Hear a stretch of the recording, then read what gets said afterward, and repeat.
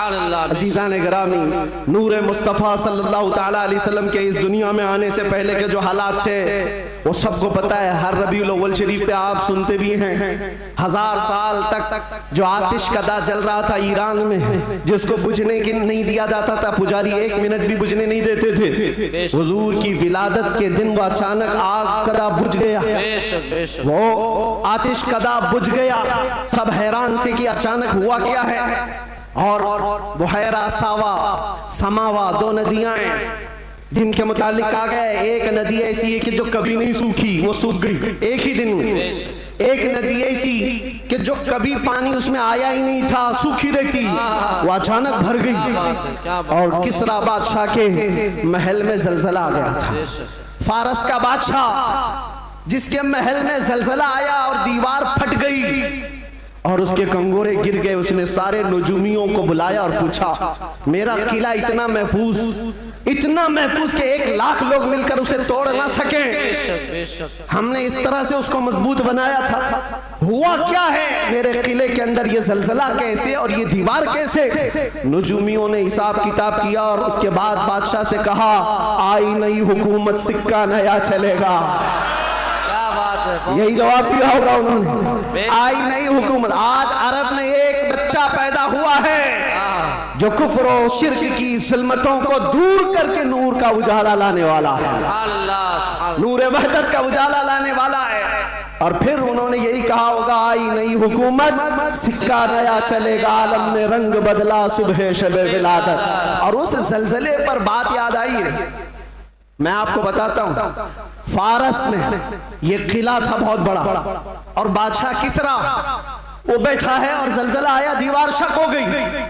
जलजला किस दिन आया? हुजूर की विलादत पर। आज भी कई लोगों के दिलों में भी जलजला आता है। क्या बात है, क्या बात है, बहुत जलजला आता है। बेशक बेशक। जब हुजूर की विलादत का जिक्र करे हिलने लग जाते वो। जलजला आता है, लेकिन तुम्हारे दिल के अंदर जलजला आने से हमें कुछ फर्क नहीं पड़ता। बेशक बेशक, कुछ फर्क नहीं पड़ता। इसी जलजले को आला हजरत ने क्या फरमाया जानते हो? हश्र तक डालेंगे हम पैदाइशे मौला की धूम, मिस्ले फारस नजद के किले गिराते जाएंगे। बेशक बेशक, मिस्ले फारस नजद के किले गिराते जाएंगे। या रसूल अल्लाह, या रसूल अल्लाह, जिंदाबाद जिंदाबाद, आला हजरत, आला हजरत। आपको मैं ये बात जरूर अर्ज करना चाहूंगा, हुजूर पाक सल्लल्लाहु ताला अलैहि वसल्लम के आने के वक्त अगर ये हालात बदले थे, इनकलाब था, हुजूर की आमद से पहले अरब में जो हमेशा सहरा से जूझ रहा होता है, सूखेपन से, हरियाली आ गई, बारिशें आ गई। उस साल जिस साल मेरे नबी की विलादत हुई, क्या बात है, ये अजीबोगरीब चीजें अरब वालों ने देखा भी और लिखा भी और महफूज भी रखा। पूरी दुनिया में हो क्या रहा है पता ये चला जब नबी पाक सल्लल्लाहु अलैहि वसल्लम की आमद हुई थी तो पूरे दुनिया में एक इनकलाब आया था। इनकलाब आया था, देखने वालों की निगाहें देखी थी। आज मेरा विजदान ये कहता है, जब कभी सच्चे इश्क और मोहब्बत के साथ हुजूर की कोई आमद की बात करता है तो इनकलाब आता है। बेशक बेशक, उस इनकलाब का असर आज भी मौजूद है। इनकलाब आता है, किसी के चूल्हे हिलते हैं, किसी के दरो दीवार हिलते हैं, किसी के अंदर नखुवत की आग भड़कती है और कोई किसी को कुछ भी आंख दिखाता है। ये सब हो चुका है हुजूर की आमद से पहले। और जब हुजूर पाक सल्लल्लाहु अलैहि वसल्लम तशरीफ लाए उसके बाद के हालात भी आपको पता है। मुख्तसर अंदाज में चूंकि हर सुन्नी मुसलमान को ये जरूरी है कि वो अपने नबी की सीरत पढ़े, बल्कि हर मुसलमान। क्यों? उस रसूल को नहीं पढ़ा तो फिर किसको पढ़ेगा? किसको पढ़ेगा? ये मुजरा करने वाले नचनियों के बारे में तुम पढ़ते रहोगे। इनका बायोडाटा क्या है? जो जहन्नम का रास्ता दिखाते हो उनके मुतालिक तुम पढ़ते रहोगे। नहीं, तुम्हारा शौक, तुम्हारी जुस्तजू ये हो कि मेरे मुस्तफ़ा करीम सल्लल्लाहु अलैहि वसल्लम की हर अदा को मैं पढ़ लूं, हुजूर की जिंदगी पाक को पढ़ लूं। अल्लाह के नबी सल्लल्लाहु ताला अलैहि वसल्लम तशरीफ लाए, हालात ज़माना बहुत अलग थे और रिवायतें तो ये बताती हैं पूरे मक्का में उस साल सिर्फ और सिर्फ जितने घरों में बच्चे हुए सब लड़के ही पैदा हुए, लड़के पैदा हुए, बेशक बेशक सब पैदा हुए जो थे वो लड़के थे। नबी पाक सल्लल्लाहु अलैहि वसल्लम की विलादत होती है और आपके वालिद गिरामी हजरत अब्दुल्ला आपकी विलादत से 6 महीने पहले इंतकाल कर चुके हैं और बीबी आमिना की गोद में मेरे मुस्तफ़ा सल्लल्लाहु अलैहि वसल्लम तशरीफ लाए और तशरीफ लाने का अंदाज भी बीबी आमिना कहती हैं रजब के महीने में मुझे हमल ठहरा था और उसके बाद से मैंने अजीब व गरीब जो चीजें देखी हैं वो बयान से बाहर हैं। ना मुझे कभी हमल की तकलीफ हुई, ना पैर बोझल होते थे, ना सर में चक्कर आता था जैसे प्रेग्नेंट औरतों को होता है। जो हामिला औरतें होती हैं उनको तकलीफें होती हैं, बोझ उठाना होता है बच्चे का और उनके पाँव बोझल होते हैं, कभी उनको खाने में मजा खत्म हो जाता है, कभी सर चकराने लगता है, अलग अलग चीजें हामिला औरतों के साथ होती हैं, मतली आती है, उल्टी आती है। बीबी आमिना कहती हैं जब से मेरे पेट में मोहम्मद सल्लल्लाहु अलैहि वसल्लम तशरीफ लाए मुझे कोई तकलीफ नहीं थी, ना कभी मतली आई, ना कभी चक्कर आया, ना कभी पैर बोझल हुए, न तबीयत में गिरानी आई, बल्कि उसके बरअक्स जो हालात थे बीबी आमिना कहती हैं रात को सोती तो कभी ख्वाब में इब्राहिम अलैहिस्सलाम तशरीफ लाते और कभी मूसा अलैहिस्सलाम तशरीफ लाते, कभी ईसा अलैहिस्सलाम तशरीफ लाते और बशारत देते जाते आमिना मुबारक हो तेरी गोद में कायनात का आका आने वाला है, अल्लाह ने उसको परचम नबुव्वत ऐसा दिया है। सब की बशारतें सुनते सुनते आ रही थी, यहाँ तक के सफर का महीना आया था, रबीउल अव्वल से पहले जो आता है। बीबी आमिना कहती है मैंने एक बार देखा जिब्राइल अमीन अलैहिस्सलातु तस्लीम सफों को दुरुस्त किए जा रहे हैं, फरिश्तों की आवाजें और मेरे घर पर हूरों के गुनगुनाने की आवाजें आती थी। पहली रबीउल अव्वल, दूसरी हुई, तीसरी हुई, चौथी हुई, ये सारे निशानियां बीबी आमिना देखती रही। कहती हैं 12 रबीउल अव्वल का वक्त था, ये 20 अप्रैल रही होगी। मेरे अजीजों, बीबी आमिना कहती हैं अचानक मेरी पेशानी से एक नूर चमका, मैं मक्का में बैठ करके मुल्क शाम के महल्लात को भी देख रही थी, इराक में मौजूद बसरा के महल्लात देख रही थी। किलोमीटर नाप के देख लेना आज मक्का से मुल्क शाम का फासला कितना है, मक्का से इराक के बसरा का फासला कितना है। वो बीबी आमिना है जिसके पेट में मौजूद रसूल हैं और उनकी आंखें मक्का से शाम तक देख रही हैं, जिसकी बरकत से आमिना मक्का से शाम तक देखती हो। उस कायनात के आका के बारे में हम ये अकीदा रखते हैं तो क्या बुरा करते हैं, हम यहाँ से पुकारे वो वहां से सुने, मुस्तफा की समाअत पे लाखों सलाम। क्या ये अकीदा बुरा है? नारे रिसालत आमदे मुस्तफा आलमी यौमे दुरूद शरीफ मुफ्ती सलमान अज़हरी साहब क़िबला हुज़ूर मोइनुल मशाइख हुज़ूर असीर मुफ्ती आज़म हिंद जिस तरफ उठ गई दम में दम आ गया उस निगाह इनायत पे। हाँ, उस रसूल पाक सल्लल्लाहु अलैहि वसल्लम की जलवागरी से पहले बीबी आमिना ये बता रही हैं रात का वक्त था और मेरे घर पर ऐसा लगता था कि नूर की जमातें उतरती जा रही हैं। कभी मुझे गुनगुनाने की आवाजें आती थी और हूरों की आवाजें हों, फरिश्तों की आवाजें हों। सुबह सादिक का करीब वक्त आया था, अचानक मेरे घर में 3 औरतें दाखिल हुई। मैंने पूछा ये कौन है, कहाँ से आई हैं? कहा वो दाया थी, जो बच्चा पैदा होने के वक्त औरतें हेल्प के लिए, मदद के लिए आती हैं, उनको दाया कहते हैं। ये 3 औरतें आई थी। बीबी आमिना कहती हैं मैंने पूछा कौन हो तुम, कहां से आई हो? उसमें से एक औरत ने कहा मेरा नाम बीबी आसिया है, मैं दूसरी ने कहा मेरा नाम बीबी मरियम है, तीसरी ने कहा मेरा नाम बीबी हवा है। ये वो मुकद्दस खवातीन जो दुनिया की सबसे अफजल खवातीन हैं, तो हुजूर पाक की दाया बनकर के आई हैं। हजरत बीबी आमिना कहती हैं विलादत का वक्त करीब आया, अचानक मेरी आंखें बंद हुई, थोड़ी देर के बाद पलक क्या झपकी, फिर मैंने आंखें खोली तो हुजूर पाक को सजदे के आलम में मैं बाहर न देखा। बहरे कोई तकलीफ, कोई दर्द सह नहीं, हुजूर पाक सल्लल्लाहु अलैहि वसल्लम को देखा। और वो भी मंजर बयान करती हैं हजरत बीबी आमिना की शान में देखा। कहती है ना कोई आलाइश, ना कोई नापाकी, ना कोई गंदगी। हुजूर पाक सल्लल्लाहु अलैहि वसल्लम जब पैदा हुए थे धुले धुलाए हुए आए थे, नहाए हुए आए थे, सुरमा लगाए हुए आए थे, खतना किए हुए आए थे। और हजरत बीबी आमिना कहती सजदे के आलम में इस तरह से थे कि हुजूर पाक सल्लल्लाहु अलैहि वसल्लम के जिस्म का सामने वाला हिस्सा नजर ना आए। वो कायनात का आका और मौला दुनिया में आ रहा है तो सजदे के आलम में आ रहा है। क्या बात है। और जब तशरीफ लाए बीबी आमिना खुश थी कि गुलाब जैसी रंगत जिसको देखे तो आंखें झपकाना भूल जाए। वो हुस्न जमाल का बादशाह दुनिया में आया है। तो बीबी आमिना कहती हैं अचानक 3 फरिश्ते आए, 3 लोग आए। एक के हाथ में तश्त था, एक के हाथ में कुछ रुमाल थे, एक के हाथ में पानी था, और उन्होंने उठाया मेरे बच्चे को तश्त पर रखा, पानी डाला और रेशम के लिबास में मलबूस किया और गायब हो गए, चले गए। हजरत बीबी आमिना कहती है मैं परेशान हो गई, अजनबी लोग आए और लेकर चले गए। कहाँ चले गए, कौन थे ये, मेरे बच्चे को गायब कैसे कर दिया गया। थोड़ी देर गुजरी थी कि हुजूर दोबारा तशरीफ लाए। हजरत बीबी आमिना कहती हैं हमने पूछा ये कहाँ चले गए थे, कैसे। वो फरिश्तों ने कहा अल्लाह का हुक्म था माए कौसर और सलसबील से मुस्तफ़ा करीम को गुस्ल दिया जाए और जन्नती लिबास में मलबूस करके इनको ले जाया जाए। ले जाया जाए कहाँ पर, आने वाले फरिश्तों ने उठाया और जितनी कायनात रब ताला की बनी हुई है सारी कायनात की सैर कराई, हर जगह ये ऐलान करवाया फरिश्तों ने आई नहीं हुकूमत, सिक्का लिया चलेगा, आई नहीं हुकूमत, सिक्का लिया चलेगा। और उसके बाद सारे फरिश्तों में ऐलान, मलाए आला में ऐलान, सारे जिन्नात में, हैवानात में, हर दुनिया में ये ऐलान कर दिया गया कि हुजूर तशरीफ ला चुके हैं। क्यों ऐलान कर दिया गया, इसलिए कि वो हर आलम की रहमत है। किसी आलम में रह जाते वो हर आलम की रहमत है, किसी आलम में रह जाते ये उनकी मेहरबानी है कि ये आलम पसंद आया।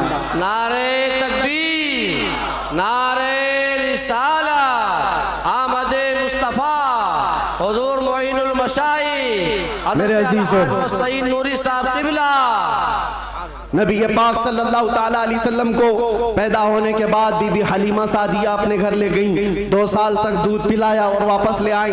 सैयदा बीबी आमिना रज़ियल्लाहु ताला अन्हा की परवरिश में थे।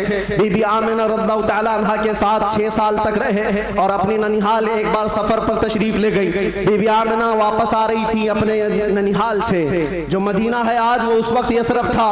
वापस तशरीफ ला रही थी, मकाम अबवा में बीबी आमिना का इंतकाल हुआ। 6 साल के नन्हे हाथों से मेरे आका सल्लल्लाहु अलैहि वसल्लम ने हजरत बीबी आमिना की तदफीन फरमाई और उसके बाद वापस आए तो दादा अब्दुल मुत्तलिब की कफालत में थे।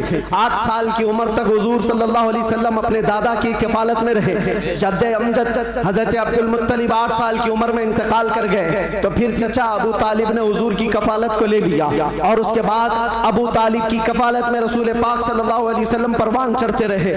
11 साल की उम्र हुई तो पहला तिजारती काफिला जो मुल्क शाम जा रहा था अबू तालिब के साथ सफर किया।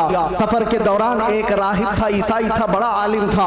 उसने देख करके पहचान लिया और कहा अनकरीब एक आखिरी रसूल आने वाला है जिसका नूर पूरे कायनात में फैलेगा और जिसकी रोशनी से हर कोई हर जगह की जुल्मत छट जाएगी। और मुझे ऐसा लगता है वो नूर वाला रसूल अबू तालिब के तुम्हारा भतीजा है। बशारत दे दी और कहा इनके दुश्मन यहूदी होंगे, कत्ल कर देंगे, इनको वापस ले जाओ। वापस ले आए। मुल्क शाम में यहूदियों के करीब न जाने दिया। हुजूर पाक सल्लल्लाहु ताला अलैहि वसल्लम परवान चढ़ते रहे। जब आपकी उम्र 18 साल की हुई तो ये जंगों में शिरकत भी आपने फरमाई, जो उस वक्त की जंगें थी जो हल्फुल फिज्जार भी कहा जाता है। और उन जंगों में शिरकत के बाद नबी पाक सल्लल्लाहु अलैहि वसल्लम ने 25 साल की उम्र में फिर तिजारत का सफर फरमाया। 25 साल की उम्र में आपकी जहानत, आपकी दानाई, आपकी सदाकत, आपकी अमानत सारे मक्का में मुसल्लम थी। हर कोई अजमत एहतराम से देखता था। फिर जब तिजारत करके काफी माल नफाका लेकर वापस तशरीफ लाए, मक्का की सबसे ताहिरा, पाकीज़ा, अफीफा खातून खदीजतुल कुबरा जो बेवा थी, 2 शोहर से उनके इंतकाल हो चुके थे। 2 शोहर पहले उन्होंने हज़रत रसूल पाक सल्लल्लाहु अलैहि वसल्लम की अमानतदारी देखी तो निकाह का पैगाम दिया। अल्लाह के नबी सल्लल्लाहु अलैहि वसल्लम ने कबूल फरमाया। 25 साल की उम्र में आपकी पहली शादी मुबारक। फिर हज़रत खदीजा के साथ आपने निकाह करके अज़दवाजी जिंदगी शुरू फरमाई। आपकी औलाद हुई, हज़रत ज़ैनब हुई, हज़रत रुक़ैया हुई, हज़रत उम्मे कुलसूम हुई, हज़रत बीबी फातिमा ज़हरा हुई, हज़रत अब्दुल्लाह हुए, हज़रत कासिम हुए। 6 बेटे हज़रत खदीजा के पेट से पैदा हुए। और जब ये हालात जिंदगी आगे बढ़ती गई, मक्का वालों में आपका अज़्म, आपका मकाम और मर्तबा ऐसा था कि आपसी झगड़े फसादात हो। हुजूर पाक सल्लल्लाहु तआला अलैहि वसल्लम के एक इशारे से कई कबीलों के वो मसले जो कई सालों से अनहल थे, ला अनहल थे, वो हल कर लिए जाते थे। फिर जब 40 साल की उम्र पाक हुई रसूल करीम सल्लल्लाहु तआला अलैहि वसल्लम की, आप गारे हिरा तशरीफ ले जाते थे, खलवत में इबादत करते थे। फिर वो फरिश्ता आया जिब्राइल अमीन कुरान की आयतें लेकर के, और हुजूर से कहा इक़रा, कहा पढ़ो। हुजूर ने कहा मा अना बिक़ारी, 3 बार कहा। उसके बाद कहा इक़रा बिस्मि रब्बिकल्लज़ी खलक़, पढ़ो अपने उस रब के नाम से जिसने तुम्हें पैदा किया है। अल्लाह के नबी ने पढ़ना शुरू फरमाया, 5 आयतें उतरी, उतर कर गारे हिरा से वो सूए कौम आया, जहां को अंधेरों से निकालने वाला वो रसूल तशरीफ लाया गारे हिरा से। और जब तशरीफ लाए फिर अल्लाह के नबी सल्लल्लाहु अलैहि वसल्लम ने ऐलान नबुव्वत फरमाया, मक्का वालों को जमा किया, अपने नबी आखिर ज़मा होने का, अल्लाह के एक होने का ऐलान किया। मानने वालों ने माना, चिढ़ने वालों ने चिढ़ना शुरू किया। दुश्मनियां यहाँ से शुरू हुई और झगड़े फसादा शुरू हुए। सहाबा जो बनते चले गए हुजूर के, शुरू में गरीब थे, कमजोर थे, ज़ईफ थे, उन्हें मारा गया, पीटा गया, तकलीफें दी गई। 50 साल की उम्र पाक थी रसूल पाक सल्लल्लाहु अलैहि वसल्लम की, जब आपका सोशल बाइकाट किया गया था। 7वां साला हुजूर का बेअसत का था, नबुव्वत का 7वां साल था। आपका पूरे मक्का वालों ने मिलकर सोशल बाइकाट किया था। शब अबी तालिब की घाटियों में हुजूर महसूर रहे अपने खानदान के साथ। आपको दाना पानी कुछ नहीं जाने दिया जाता था। पत्ते खाए हुजूर ने और चमड़े उबाल करके खाए। 2 साल का ये अरसा गुजरा था, तो फिर ये हलफ, ये अहद तोड़ दिया गया। और फिर 50 साल की उम्र पाक थी हुजूर की, जब बीबी खदीजा का भी इंतकाल हो गया। 4 महीने के बाद अबू तालिब का भी इंतकाल हो गया। वो आमल हुज़्न था, गमों का साल था। नबी पाक सल्लल्लाहु अलैहि वसल्लम पर गम, उसके ऊपर गम के ऊपर गम आते गए। और इधर सहाबा की परेशानियां, बहुत सारे सहाबा हिजरत करके हबशा चले गए। अल्लाह के नबी सल्लल्लाहु अलैहि वसल्लम इन आजमाइशों से नबरदाज़मा थे। फिर मौला ने वो करम फरमाया जो पहले आपसे पहले किसी को नहीं किया था और क़यामत तक किसी को नहीं दिया जाएगा। जिब्राइल अमीन को भेजा, कहा जा जिब्राइल, मेरा रसूल कबीदा खातिर है, गमगीन है, उसे मक्का से उठा लाओ, जन्नतों का सैर कराकर मेराज के सफर पर लाओ। नबी पाक सल्लल्लाहु तआला अलैहि वसल्लम का मेराज का सफर हुआ, वापस तशरीफ लाए। ऐलान नबुव्वत के बाद 53 साल हुजूर की जिंदगी पाक मक्का में गुजरी। फिर अल्लाह का हुक्म आया, मक्का से हिजरत फरमा कर आप मदीना तशरीफ ले गए। मदीने वालों ने शानदार इस्तकबाल किया था, मक्का वालों की तरह नहीं थे। मदीने वालों ने शानदार इस्तकबाल किया था।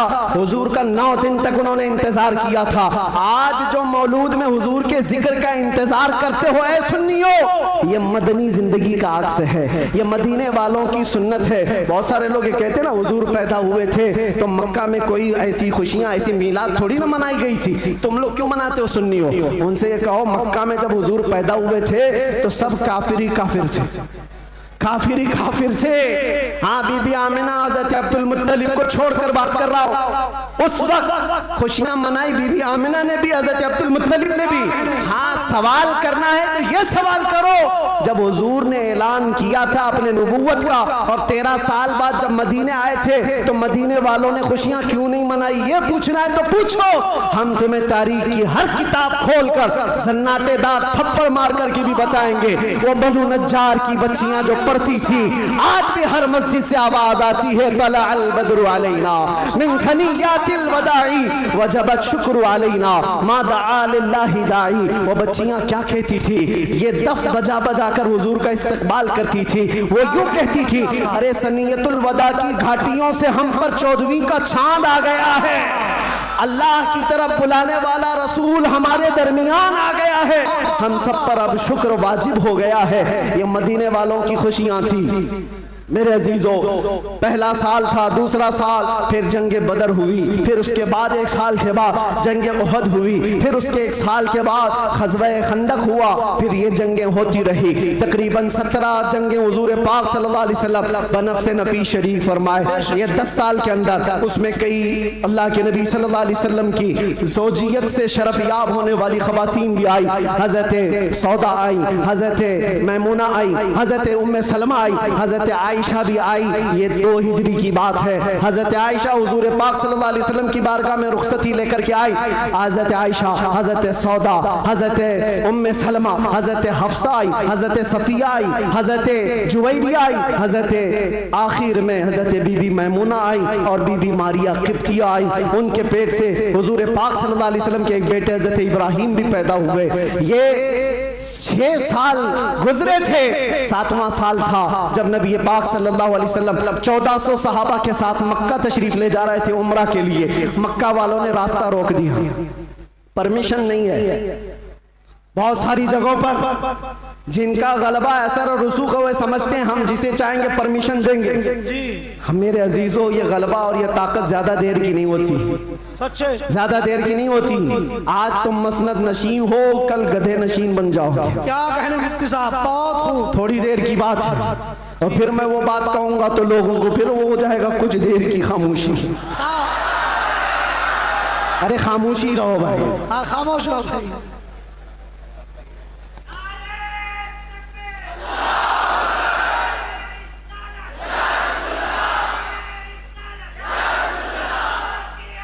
मैं सीरत अर्ज कर रहा हूँ हुजूर पाक की, और साथ ही मुअज़्ज़ज़ व मुअक्कर व मोहतरम हज़रतुल अल्लामा सैयद मोइन मियाँ साहब क़िबला भी यहाँ हैं। जिम्मेदार लोग हैं, इनके बहुत सारे मामलात भी हैं, लेकिन मैं आप सबको एतमाद में रखते हुए, इत्मीनान दिलाते हुए ये अर्ज करता हूँ कि इंशाअल्लाह अज़ीज़ ऐसा कोई जुमला नहीं होगा जो आप पर आफत बनेगी, कोई बला। और जाहिर सी बात है डिपार्टमेंट वाले सारे लोग ये परेशान होते, किसको बुलाया, किसको बुलाया। बहुत सारी जगहों पर ऐसा लगता है कोई ऊपर से कोई मखलूक आ रही है। बहुत सारी जगहों पर ये बात होती है। मैं उनको भी कहता हूँ मियाँ मैं नॉर्मल साधारण सा आदमी हूँ, साधारण सा आदमी हूँ, फितना फसाद नहीं चाहता, जंगो जिदाल नहीं चाहता, लेकिन बात वही करता हूँ जो दिल में उतरती है, जो मेरे दिल पर लगती है वो बात अर्ज करता हूं। और अगर ये जुर्म है तो फिर मैं ये कहूंगा कि इश्क अगर जुर्म है तो फांसी की सजा दी जाए। इश्क अगर जुर्म है तो फांसी की सजा दी जाए, दरे महबूब पे लेकिन ये सजा दी जाए। क्या कहने, क्या कहने, हम ये कहेंगे नारे तकबीर, नारे रिसालत, आलमी यौम दुरूद, रज़ा अकेडमी और नबी आखिरुज़्ज़मान सल्लल्लाहु तआला अलैहि वसल्लम 6 हिजरी को मदीने तैयबा से 1400 सहाबा को लेकर मक्का जा रहे थे। रास्ता रोक दिया, कहा उम्रा करने नहीं देंगे, जंग करने पर आ गए थे। लेकिन मेरे आका ने सुलह फरमाई। सहाबा कहते रहे कि हम सुलह नहीं करेंगे, इनसे जंग करेंगे, लेकिन अल्लाह के नबी फरमाते हैं मेरी निगाहें जो देख रही वो तुम्हारी निगाहें नहीं देख रही है। हुजूर ने सुलह फरमाया, 6 हिजरी को वापस आ गए, एहराम खोल लिया, रास्ते में हुदैबिया के मकाम पर मदीने तशरीफ लाए। ये सुलह मक्का वालों से टिक न पाई 1 साल से ज्यादा, और मुआहिदा टूट गया। दूसरे साल मेरे आका सल्लल्लाहु अलैहि वसल्लम 10,000 सहाबा के साथ मक्का तशरीफ लाए। अब कोई जंगो जिदाल नहीं, कत्लो किताल नहीं, लड़ने वालों में ताकत भी नहीं, कोई जमा होने को तैयार भी नहीं, सब बिखर चुके थे। और 10,000 सहाबा इस शान के साथ आए थे कि आवाजें गूंज रही थी। और फिर वो पहली अजान मस्जिद हरम में गूंजने लगी बिलाल हबशी की आवाज से। मक्का पाक किया गया, ताहिर किया गया, साफ किया गया। और फिर हुजूर पाक सल्लल्लाहु तआला अलैहि वसल्लम ने, बताता हूँ एक बात, ये मुझे बात बहुत अच्छी लगती है इसलिए अर्ज कर रहा हूँ। मैं जो कहता हूँ ना कुछ देर की खामोशी, वो इसीलिए कहता हूँ। हुजूर पाक सल्लल्लाहु अलैहि वसल्लम हिजरत करने से पहले एक बार खाने काबा के पास आए थे, और हुजूर को खाने काबा के अंदर जाना था, और दरवाजे की चाबी उस्मान बिन शैबा के पास थी। उस्मान गनी नहीं, ये उस्मान बिन शैबा दूसरे, उनके पास चाबी रहती थी, वो ईमान लाए हुए नहीं थे। हुजूर ने कहा चाबी दो, मुझे अंदर जाना है। कहा तुमको दूं, तुम दीन छोड़े हुए आदमी, हमारे आबा व अजदाद का दीन छोड़े हुए हो, तुमको चाबी हरगिज नहीं दूंगा। चाबी नहीं दिया, ना दरवाजा खोलने दिया। हुजूर ने फरमाया उस्मान याद रखो, याद रखो, एक दिन ये चाबी मेरे हाथ में होगी, मैं जिसे चाहूंगा अता करूंगा। सुभान अल्लाह। क्या इसी को हम कहते हैं कुछ देर की खामोशी है। सब्र करो, इंतजार करो, आज तुम्हारा गलबा है, चाबी तुम्हारे पास, तुम जिसे चाहो रोक दोगे। हुजूर ने फरमाया एक दिन मेरे हाथ में होगी।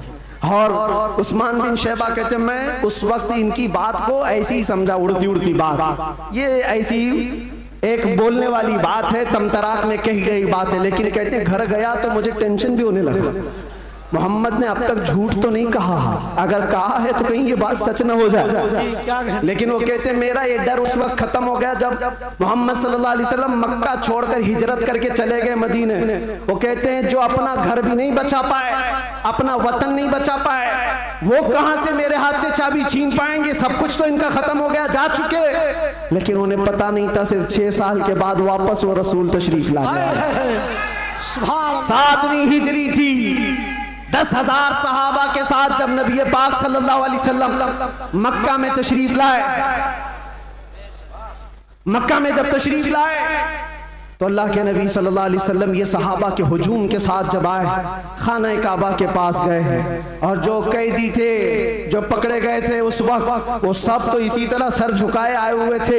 ये सोच रहे थे आज तो पूरा बदला लिया जाएगा, बदर का भी, ओहद का भी, खंदक का भी, सारी जंगों में जितना ये नाचे थे सबका बदला ले लिया जाएगा। सब हाजिर थे। हुजूर पाक ऊपर चढ़ते हैं एक टीले पर, कहते हैं उस्मान बिन शैबा कहाँ है? आए हैं, चाबी लेके ही आए। कहा लाओ चाबी। हुजूर के हाथ में चाबी दे दिया। जो मेरे मुस्तफा की जुबान से निकला है वो होकर रहेगा। अल्लाह के नबी ने फरमाया, हदीस सुना रहा हूं, अल्लाह के नबी ने फरमाया इस रुए जमीन पर एक दिन ऐसा आएगा कि पूरे खित्ते पर एक भी आदमी ऐसा ना होगा जो ला इलाहा इल्लल्लाह ना बोलता। सुभान अल्लाह, सुभान अल्लाह। हर इंसान ये दीन गालिब आकर रहेगा, ये उसी रसूल ने फरमाया है। हाँ, ये मत पूछो अभी क्यों नहीं हो रहा, कल क्यों नहीं हो रहा, परसों क्यों नहीं हो रहा, हालात है कुछ देर, उसके बाद मेरे नबी ने जो फरमाया है वो होकर रहेगा। चाबी ली और उसके बाद दरवाजा खोला। जो काबे को पाक किया, काबा आज भी उन अजमतों को सलाम करता है। बेशक, सुभान अल्लाह। आज भी काबे की तहारत का सेहरा मेरे मुस्तफा के हाथ है। नबी पाक सल्लल्लाहु ताला अलैहि वसल्लम ने उसके बाद फिर ऐलान किया पूरे मजमे में, कहते हैं आज मैं ये चाबी ऐसे शख्स के हाथ में दूंगा जिससे कयामत तक कोई चाबी छीन नहीं पाएगा। अल्लाह, कितनी बड़ी फजीलत की बात है, कितनी बड़ी बशारत। सारे सहाबा की गर्दनें ऊंची हो गई, चाबी मुझे मिले। हजरत अबू बकर सिद्दीक सोच रहे हैं, उमर फारूक सोच रहे हैं, हजरत अब्बास सोच रहे हैं, अब्दुल्ला इब्ने मसूद सोच रहे हैं, कई सहाबा ये दिल में ख्वाहिश रखते हैं चाबी शायद हमको मिले, शायद हमको मिले। हुजूर ने फरमाया उसको दूंगा, कयामत तक उससे कोई छीन नहीं पाएगा। सब देखते रहे और हुजूर ने एक आयत तिलावत फरमाई कुरान की, इन्नल्लाह यअमुरुकुम अन तुअद्दुल अमानाति इला अहलिहा, बेशक अल्लाह तुम्हें हुक्म देता है जिसकी अमानत है उस तक वापस लौटा दिया करो। हुजूर ने फरमाया उस्मान बिन शैबा इधर आओ। क्या कहने, वो अचंभे में रह गए, कहाँ ख्वाबो ख्याल में भी नहीं था कि हम तो दुश्मनों में हैं, मुकाबला किए हुए लोग हैं, आज ये गालिब लोग हैं। लेकिन हुजूर रहमतुल लिल आलमीन से बुलाया, कहा उस्मान बिन शैबा, कहा ये चाबी लो और इस चाबी को कयामत तक अब तुमसे कोई छीन नहीं पाएगा। जाकर आज भी हरम काबा के पास तारीख पूछ लेना, सदियां बीत गई, कई यजीद आए, कई दज्जाल आए, कई बादशाह आए, लेकिन आज भी खाना काबा की चाबी उस्मान बिन शैबा की औलाद में ही होती है। और मेरे आका ने फरमाया है तो कयामत तक उनकी नस्ल में ही रहेगी। चाबी तो ले लिया उस्मान बिन शैबा ने, कहा ये चाबी बाद में पकड़ता हूँ, पहले ये कहता हूँ अशहदु अल्ला इलाहा इल्लल्लाह व अशहदु अन्ना मुहम्मदन रसूलुल्लाह। ये है उस मुहसिन इंसानियत ने क्या कुछ न दिया इंसानों को, दस्तूर दिया, मंशूर दिया, कई राहें दी, कई मोड़ दिया। लाखों सलाम उस आका पर, बुत लाखों जितने तोड़ दिया, दुनिया को पैगाम सुकून दिया और तूफानों के रुख को मोड़ दिया। अजीजा ने गिरामी वापस मेरे आका तशरीफ ले गए। 10 हिजरी तक कई जंगें भी हुई, 11 हिजरी थी, हुजूर पाक सल्लल्लाहु अलैहि वसल्लम ने आखिरी हज फरमाया। हज के बाद जब नबी करीम सल्लल्लाहु अलैहि वसल्लम तशरीफ ले आए, अलालत हुई, सफर का महीना था और सहाबा इकराम के दरमियान हुजूर ने खुतबा दिया। इरशाद फरमाया, अल्लाह ने अपने एक बंदे को इख्तियार दिया है, वो चाहे तो दुनिया की चीजें रख ले या अल्लाह के पास जो है वो ले ले, और उस बंदे ने अल्लाह के पास जो है उसको इख्तियार कर लिया। ये हदीस सुनकर के हजरत अबू बकर रोने लगे। सहाबा ने पूछा, क्यों रो रहे हो? कहा, हुजूर ने ये अपने बारे में फरमाया है, अल्लाह ने उनको इख्तियार दिया है, चाहे तो दुनिया की सब चीजें रख लो या अल्लाह के पास आने को मंजूर कर लो। हुजूर ने अल्लाह के पास जाने को मंजूर किया। फिर वो आखिरी आयत नासिल हो गई, अल-यौम अकमलतु लकुम दीनकुम व अतममतु अलैकुम निअमती व रदीतु लकुमुल इस्लाम दीना। आज के दिन मैंने तुम्हारा दीन मुकम्मल कर दिया और सारी नेमतें तमाम कर दी। अल्लाह फरमाता है, मैं तुम्हें इस्लाम देकर राजी हो गया। ये कुरान की आखिरी आयत आई। तब फिर सहाबा में हजरत अबू बकर सिद्दीक गमगीन हुए, कहा अब अल्लाह के नबी सल्लल्लाहु अलैहि वसल्लम हमारे दरमियान नहीं रहेंगे। फिर रबीउल अव्वल का ही वो महीना आया, अल्लाह के नबी सल्लल्लाहु अलैहि वसल्लम बिस्तर अलालत पर थे। फिर 13 रबीउल अव्वल की वो रात आई जब हुजूर को शिद्दत का बुखार, हुजूर मिसवाक को पानी में डालते थे और बार बार अपने मुंह की तरफ इशारा फरमाते थे और फिर ये फरमाते, नज़ा की हालत सख्त होती है, सकरात का वक्त बहुत सख्त होता है, लेकिन ए उम्मत मुस्तफ़ा, एक बात मैं आपको बताता हूँ, वो हालत नज़ा में मेरे मुस्तफ़ा थे। हजरत आयशा फरमाती है, मेरे जानों पर सर रख करके हुजूर आराम कर रहे थे और फरमाया था किसी को आने मत देना, अब मुलाकात का वक्त बंद हो चुका है। अचानक दरवाजे पर दस्तक हुई, हुजूर ने फरमाया आ जाओ और फरमाया, आयशा ये मौत का फरिश्ता है, मलकुल मौत है, मुझसे पहले कभी इसने किसी सी रूह कब्ज करने के लिए इजाजत नहीं मांगी और इसके बाद भी कभी नहीं मांगेगा, मैं उसको इजाजत दे रहा हूँ। लेकिन अल्लाह के नबी सल्लल्लाहु अलैहि वसल्लम के मुतालिक ये बात भी बताई जाती है, हुजूर ने मलकुल मौत से पूछा, अल्लाह अल्लाह, यहाँ पर आकर के मेरे जज्बात टूट जाते हैं, मेरे जज्बात हाथ दे जाते हैं। अल्लाह के नबी सल्लल्लाहु अलैहि वसल्लम सकरात के आलम में, नज़ा के आलम में, तुम्हें पता है सकरात और नज़ा किसको कहते हैं? आदमी अपनी माँ बाप को भूल जाता है, अपने बच्चों को भूल जाता है, अपना नाम भूल जाता है मौत से पहले, खाना पीना तो दूर की बात, उसके जिस्म पर मक्खी बैठे तो पहाड़ की तरह लगती है सकरात के आलम में, उसकी तकलीफ उसको पता है, वो किसी की नहीं सोचता, उसको हाय हाय लगी होती है। लेकिन मेरे मुस्तफा सल्लल्लाहु अलैहि वसल्लम आलम नज़ा में मलकुल मौत से ये पूछते हैं, ऐ इज़राइल बता, ये जो नज़ा का दर्द है क्या मेरी उम्मत को भी दिया जाएगा? क्या मेरी उम्मत भी इस दर्द से गुजरेगी? जो न भूला हम गरीबों को रज़ा, याद उसकी अपनी आदत कीजिए। है गुलामों, तुम समझते हो हमारी बीमारियों और हमारे दर्दों का कोई और मावा मिल जाए जिसके दरवाजे पर हम जाकर हाथ फैलाते हैं इधर उधर दुनियादारों का, जिनकी जूतियां सीधी करते करते लोगों के बाल पक गए और मुश्किलात हल ना हो पाई? तुम्हें पता है हकीकत में हमारे दर्दों का अगर कोई एहसास कर सकता है तो सिर्फ आमिना का लाल। सुभान अल्लाह, सुभान अल्लाह। जो न भूला हम गरीबों को रज़ा, वो अपनी मौत से पहले अपनी उम्मत को याद कर रहे हैं और ये फरमा रहे हैं मेरी उम्मत को ये दर्द तो नहीं दिया जाएगा, ये तकलीफ से तो नहीं गुजरेगी। उम्मत के तलवों में कांटा भी चुभे तो हुजूर फरमाते उसका दर्द मुझे भी होता है। ऐ नौजवान, आज जिस तरह की जिंदगी तुमने गुजारनी शुरू की, यहाँ पर आकर मैं अपनी गुफ्तगू समेट रहा हूँ। मैंने मुख्तसरन पूरे हुजूर की सीरत बयान की, विलादत से लेकर ये वफात का दिन है।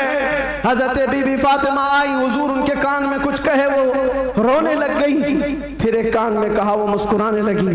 बाद में उन्होंने बताया हजरत आयशा से कि बाबा ने मुझे ये कहा था कान में, फातिमा मैं अब जा रहा हूँ दुनिया से। मैं रो पड़ी। उसके बाद मेरे दूसरे कान में कहा, फातिमा मेरे खानदान में सबसे पहले तुम आकर के मिलोगी, मेरे बाद तुम्हारी मौत होगी।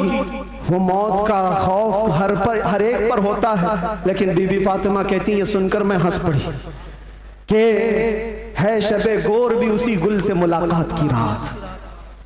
हुजूर पाक सल्लल्लाहु अलैहि वसल्लम हजरत आयशा सिद्दीका के जानों पर सर रखकर आराम कर रहे थे। बात करते करते अचानक जुबान बंद हो गई।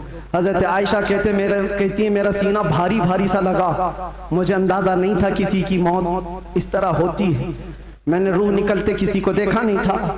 अल्लाह के नबी सल्लल्लाहु अलैहि वसल्लम इस दारे फानी से रहलत फरमा चुके थे। अचानक दरवाजे पर दस्तक हुई, अबू बकर सिद्दीक सबसे पहले दाखिल हुए।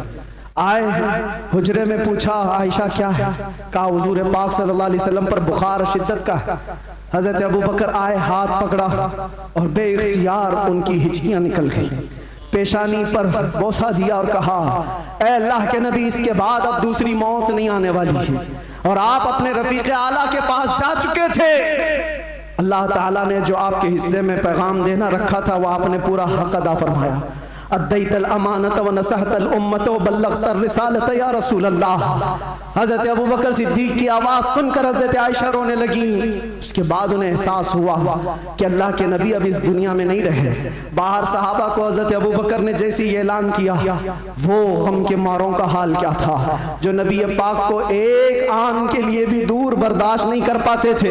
वो मौत की खबर कहाँ सुनते हैं। हजरत उस्मान पत्थर की तरह बने हुए थे, उनको कोई काटता भी था एहसास नहीं होता। हजरत उमर फारूक अपने हाथ में तलवार लेकर मदीने वालों को कहते थे, कसम खुदा की अगर किसी ने कह दिया मेरे नबी का इंतकाल हुआ मैं उसकी गर्दन मार दूंगा।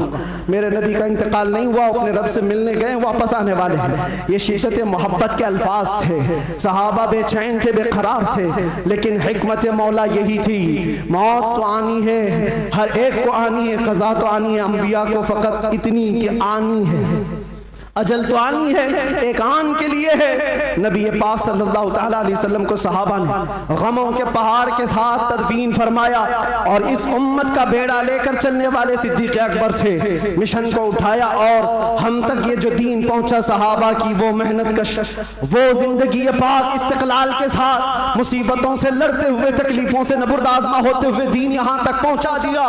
अब मैं तुमसे सवाल करता हूँ, आज मुस्तफ़ा की सीरत सुनने आए हो, आज हुजूर की मौलूद में आए हो, जो रसूल तुमसे इतना प्यार करे कि बिस्तर को छोड़कर खड़े हो जाए। आयशा फरमाती है बिजली कड़कती थी तो हुजूर बाहर निकल जाते, अबर छाता तो हुजूर घर से बाहर चले जाते और ये कहते मुझे अंदेशा होता है कहीं ये बिजली मेरी उम्मत पर अजाब ना आ जाए, ये अबर कहीं मेरी उम्मत पर अजाब बनकर तारी ना हो जाए। हुजूर इस्तिग़फ़ार करते करते सुबह कर जाते थे, नमाजों के लिए खड़े होते। आयशा कहती आप मासूम हैं, सैयदुल मासूमीन हैं, आप क्यों इतनी इबादत करते हैं? मेरे आका फरमाते मेरी उम्मत के लिए करता हूँ, मेरी उम्मत बेखबर है, वो मुझे नहीं पहचानती। अल्लाह के नबी सल्लल्लाहु अलैहि वसल्लम को कब्र अनवर में रखा गया। सहाबी रसूल फरमाते हजरत अली भी उतारने वालों में से थे।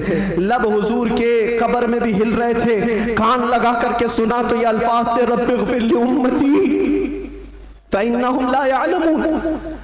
ऐ मेरे रब मेरी उम्मत की बख्शिश फरमा, इसलिए कि वो नहीं जानती। जो न भूला हम गरीबों को रजा, याद उसकी अपनी आदत कीजिए। नौजवानों, आज फिर मैं तुम्हारे अखलाक को किरदार से सवाल करता हूँ। उस रसूल के मानने वाले हो जिस रसूल ने तुम्हें किसी जगह फरामोश नहीं किया, दुआओं में, मेराज के सफर में, कब्र में, अपने बिस्तर में, अपनी जलवतगाह में, अपनी खलवतगाह में, हर जगह जंगों में तुम्हारे लिए, जो पेट पर पत्थर बांधे तुम्हारे लिए, तलवारें उठाई तुम्हारे लिए, दंदाले मुबारक शहीद करवाए तुम्हारे लिए, अमीर हमजा का चबाया हुआ कलेजा देखा तुम्हारे लिए, हसनैन करीमैन के जो खानदान के टुकड़े टुकड़े हुए रसूलुल्लाह के घराने के, किसके लिए? इस उम्मत के लिए पैगाम इस्लाम पहुंच जाए, पैगाम दीन पूरी कायनात में पहुंच जाए। मगर अफसोस इस बात का होता है इस नौजवान को देखकर, जब शराब की बोतल उठाता है, ताश के पत्तों के अड्डों पर बैठता है, नशा अपने मुंह में लगाता है, फिर सोच सोच करके दिल मरने लगता है। क्या ये उस रसूल की उम्मत है जिसके तलवों में कांटा चुभना भी हुजूर को बर्दाश्त नहीं है? हुजूर इससे इतनी प्यार, इतना प्यार करते हैं, इतनी मोहब्बत करते हैं, और ये रात भर अय्याशियों में गुजार रहा है, ये ताश के पत्तों में और शराब की बोतलों पर अपनी रातें गुजारता है। ऐ नौजवानों, कब तुम वापस आओगे उस रसूल पाक की बारगाह में? आज भी उस गुंबद खजरा की छांव में कोई ये नहीं कह सकता कि जगह कम हो गई, करोड़ों हैं उस दामन मुस्तफा में, सब बस जाएंगे। आने की देर है, आने की देर है। हमने देखा है जब जब मेरे मुस्तफ़ा से करीब कोई हुआ है, मैंने अपनी जिंदगी पाक को देखा, जब मुसीबतें ज्यादा होती थी, जब मुश्किलें हल ना होने के काबिल लगती थी, जेल के सलाखों के पीछे भी मेरे गम की दवा अगर कोई चीज थी तो वो मुस्तफ़ा को याद करना था। रात भर सलाखों को पकड़ करके याद करता, कोई एक रात ऐसी नहीं आई जिसमें मेरे मुस्तफ़ा ने नवाजा ना हो। आता है फकीरों पे उन्हें प्यार कुछ ऐसा, खुद भीग दे और खुद कहे मंगते का भला हो। हम तो माइल बकरम है, कोई साइल ही नहीं। यहाँ औलाद ये हैं, उन बच्चियों को देखो जिनके दुपट्टे हट गए, जिनके चेहरे बेनकाब हैं। आज बाजारों की जीनत वो बने हुए हैं, अय्याशियों की जीनत तुम्हें बनाया गया है। तुम्हारे मोहल्लों में नशा बिकता है, तुम नशा करते हो, तुम नशा के डीलर हो। क्यों दुनिया में ये नाम अपना बनाया? कुरान में तो तुमको अल्लाह ने खैर उम्मत कहा, मेरे नबी की उम्मत है, मेरे नबी की उम्मत है। बख्शिश का सहरा तुम्हारे सर पर है, तुम्हें उम्मत वसत कहा गया है नौजवानों उठो, वरना हश्र न होगा फिर कभी। दौड़ो के जमाना चाल अपनी चल गया। एक इलाज तुम्हें दे जाता हूँ, आज यौम दुरूद के तौर पर मनाया जा रहा है। मैं तो सोच करके आया था कि दुरूद पाक पर कुछ बोलूं, लेकिन मेरे नबी की जिंदगी को शुरू किया जो खत्म कभी नहीं होने वाली है। दुरूद पर सिर्फ इतना कहूंगा, अल्लाह के नबी सल्लल्लाहु अलैहि वसल्लम ने फरमाया, अब्दुल्लाह इब्न अब्बास की रिवायत है और अल-मुअज्जमुल औसत लित-तबरानी में ये रिवायत मौजूद है।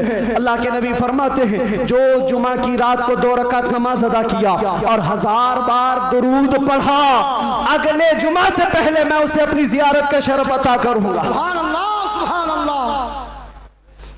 ये दुरूदों के जरिए से तुम अपनी जिंदगी को बदल सकते हो। उठो, अपने जुबान पर चर्चे ले आओ, इसलिए कि जो बंदा जिससे मोहब्बत करता है उसका चर्चा ज्यादा करता है। जो चर्चा ज्यादा करेगा, एक बात मैं आपको बताऊं, सुबह उठा, शाम में उठा, जहां बैठा, जहां खड़ा हुआ, दुरूद पाक पढ़ता रहा, अल्लाहुम्मा सल्ली अला सय्यिदिना मुहम्मद व अला आलिहि व अस्हाबिहि व बारिक वसल्लिम।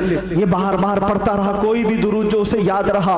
फरमाया गया है, इंसान को जागते हुए जो बात बार बार कहने की आदत है, नींद में भी वही बात करता है, या नींद से उसे झिझोड़ कर उठा दिया जाए वही बात करता है। अगर तुम्हारी जुबानों पर दुरूद पाक के नगमे चल पड़े, आदत हो गई, एक दिन तुम्हारा भी डोला उठाया जाएगा, लाशा उठाकर कब्र में दफन करके आ जाएंगे। और ये गहरी नींद ऐसी है, इसको उठाने के लिए तो मुनकर नकीर ही आते हैं। जब वो झिझोड़ कर उठाएंगे, जिंदगी में जो कसरत से बोलते थे, मौत के उठने के बाद भी वही बोलते हुए उठोगे। अगर तुम्हारे जुबानों पर दुरूदों का नगमा होगा, मुनकर नकीर तो वो ये कहेंगे, जिसको हम पूछने आए थे वो दुरूद के जरिए सब कुछ बता चुका, सुभान अल्लाह, सुभान अल्लाह। सब कुछ बता चुका है। अगर नबी का नाम पहले ले लिया है तो सारे मसले हल है। क्यों? पता है कब्र में 3 सवालात होने जी। कब्र में 3 सवालात होने वाले हैं, मन रब्बुका मा दीनुका। ये 2 सवाल पहले, तेरा रब कौन है, तेरा दीन क्या है। इसमें बहुत सारे पास हो जाएंगे, बोल लेंगे मेरा रब अल्लाह है, मेरा दीन इस्लाम। सबसे अहम सवाल तो यही है जिस पे आके बहुत अटकेंगे, मा कुंत तक़ूलु फी हक़्क़ि हाज़ा रजुल।